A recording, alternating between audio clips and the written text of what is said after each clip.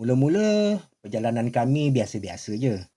Tapi bila tiba kawasan pokok sawit yang kecil, tiba-tiba kawan abang minta abang jalan dulu. Dia ikut dari belakang. Walau apa pun, masa tu abang reda je lah. Anggap je lah tak ada rezeki hari tu.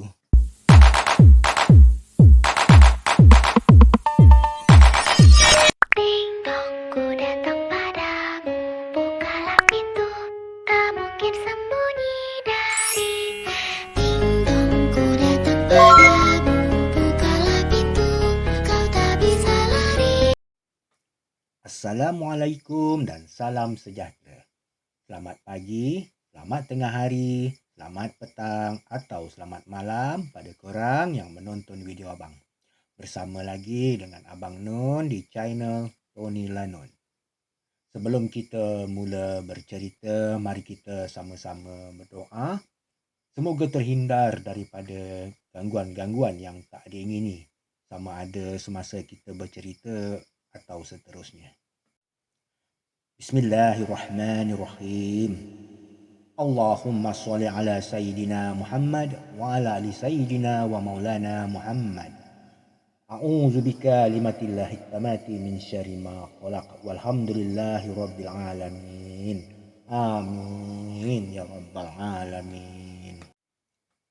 Okey, macam biasa sebelum kita mula bercerita, abang perlukan cahaya pelita kita. Sebentar abang nyalakan. Okey, pelita pun dah nyala. Okey, di segmen Bila Lampu Padam kali ini, abang akan menyampaikan sebuah kisah yang bertajuk Hampir Tinggal di Alam Sebelah. Kisah kali ini adalah pengalaman diri abang sendiri. Kisah ni berlaku awal tahun 1990. Masa tu abang baru tamat tingkatan 5. Tengah tunggu keputusan SPM. Dan kisah ni berlaku di sekitar ladang sawit Pelda Ulu Tebrau, di mana kawasan tu adalah sempadan antara pokok sawit dengan hutan. Kisahnya begini. Abang masih ingat, hari tu hujan turun dengan lebatnya daripada pagi. Dan lebih kurang pukul 3 petang, seorang kawan abang datang ke rumah, ajak pergi memancing. Dia ni geng abang, geng sama-sama hobi memancing. Biasanya lepas hujan, ikan keli rancak cari makan. Bila mana air anak sungai jadi keruh macam air teh tarik kat kedai mamak. Oleh kerana dia dah siapkan umpan, peralatan, abang pun tak fikir panjang. Teruslah setuju ikut pergi memancing. Masa tu kami pergi 2 motor, iaitu seorang satu motor. Boleh kalau nak naik 2 orang satu motor. Tapi kami fikir masa tu, kalau naik satu motor berdua, susah sikit nak kawal motor sebab jalan tanah merah dalam ladang tu licin. Dari rumah abang, kira-kira 5 minit lalu jalan raya. Lepas tu barulah masuk sempang jalan tanah merah dalam ladang. Mula-mula kami lalu kawasan pokok sawit yang tinggi.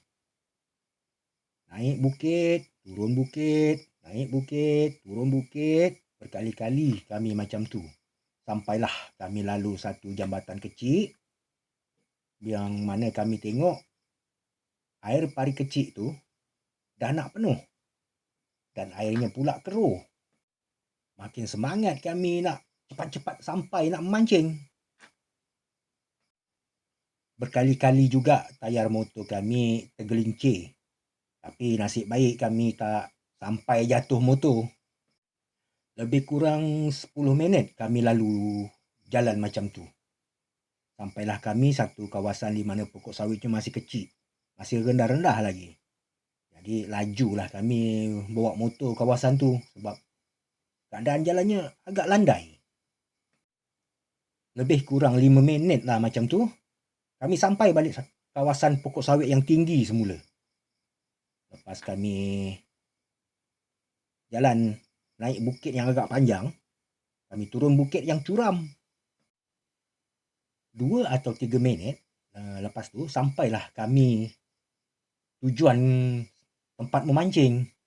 Masa tu lebih kurang pukul 3.30 petang.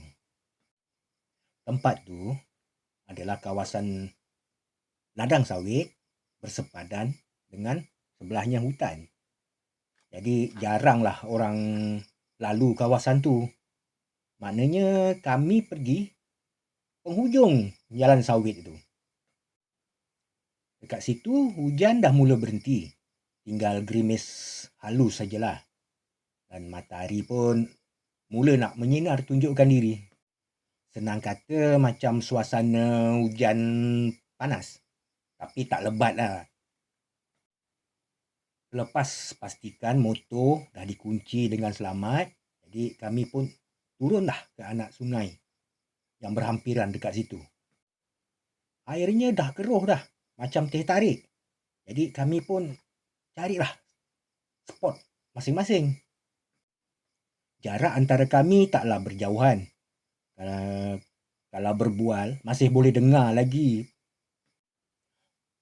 Umpan dipasang, kail pun dilabuhkan. Jadi dalam hati abang pun berkata, kalau dapat 2 atau 3 ekor ikan keli pun jadilah. Sebabnya mak abang cukup suka sangat makan ikan keli. Abang yang tak makan ikan macam tu. Tak tahulah ya, memang daripada kecil abang ni dipantangkan makan ikan yang ada sengat. Setengah jam menunggu. Belum ada tanda-tanda umpan disambar ikan. Berkali-kali juga abang tengok dan periksa umpan. Umpan masih ada dekat mata kail. Jadi abang teruslah memancing lagi dengan harapan untuk mendapatkan ikan. Tiba-tiba kawan abang berkemas. Lepas tu dia ajak balik. Abang pun jadi heran lah. Kenapa cepat sangat? Sedangkan awal lagi. Abang tengok bayang-bayang pokok sawit masih memanjang lagi dekat tanah. Maknanya awal lah kan? Abang agak-agak masa tu lebih kurang pukul 4 petang lah macam tu. Masa tu antara kami memang tak ada seorang pun yang bawa jam. Maklumlah hari hujan. Sebab abang belum nak balik, jadi kawan abang terpaksa tunggu juga. Tak lama lepas tu, kawan abang ajak balik lagi. Tapi kali ni muka dia dah mula serius. Serius sangat. Abang masih belum nak balik. Sebabnya, yang pertama,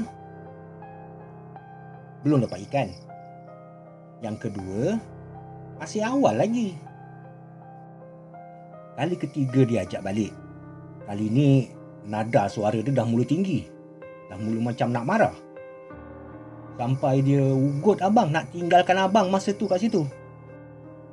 Oleh kerana tak nak jadi gaduh, abang pun terpaksalah dengar dan ikut cakap dia. Walaupun masa tu baru pukul 4.30 petang. Dalam hati abang memang kecewa sangat masa tu. Bagi kaki-kaki pancing ni tentu fahamlah macam mana perasaan kalau pergi mancing balik tak dapat ikan. Tentu hampa dan kecewa. Walau apa pun masa tu abang reda je lah. Anggap je lah tak ada rezeki hari tu. Siap kemas barang, kami pun naiklah ke tempat mana kami tinggalkan motor tadi. Start motor, terus balik. Mula-mula perjalanan kami biasa-biasa je. Tapi bila tiba kawasan pokok sawit yang kecil, tiba-tiba kawan abang minta abang jalan dulu. Dia ikut dari belakang katanya. Abang pun tak tanyalah kenapa masa tu. Jadi abang jalanlah dulu. Sedang abang bawa motor, tumpukan pada jalan, tiba-tiba mata abang jadi macam gelap. Suasana dekat kawasan tu dah macam gelap sangat, macam malam. Masa tu tak tergerak pula hati nak tanya pada kawan abang tu. Kami terpaksa nyalakan lampu depan motor. Baru abang nampak jalan. Dipendekkan cerita, kami pun sampai rumah.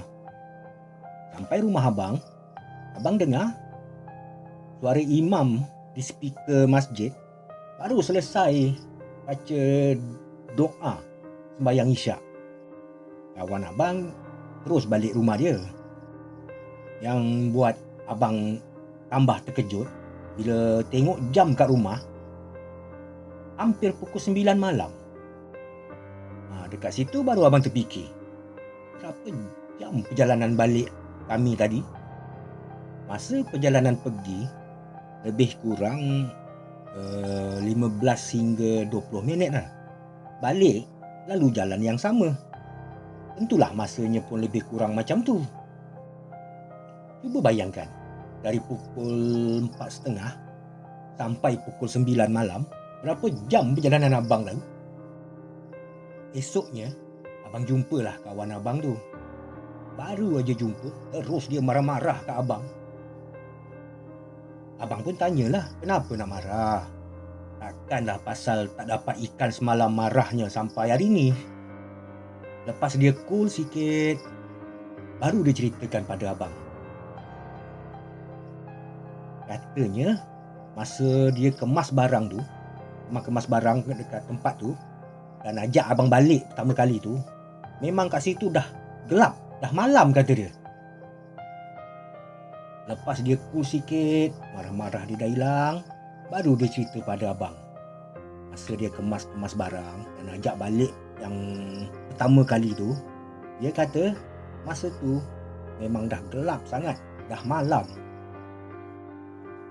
Kali kedua pula dia ajak balik, dia dengar ada suara azan daripada dalam hutan. Padahal kat situ mana ada orang tinggal.